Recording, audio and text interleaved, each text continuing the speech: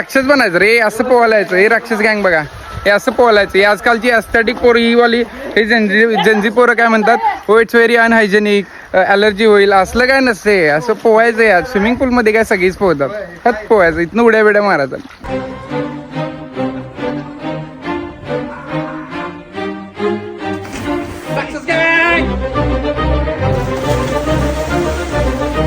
पोहून झालं, आता असं यायचं बघ, असं जांभळं खायला यायचं. जांभळं हे असते राक्षस, हे राक्षस.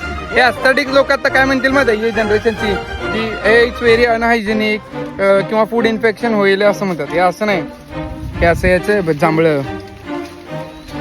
हे विकत खाण्यात मजा नाही, तेवढी असं इथून खाण्यात मजा आहे. एव्हरी संडे आम्ही असं कुठेतरी स्पॉट शोधतोय, एकदम असं डोंगरात वगैरे, आणि असं जिथं विहीर आहे तिथं विहीर शोधायची, थोडं ट्रेक पण करायचं. दाखवतो आम्हाला राक्षस गँग बघायची.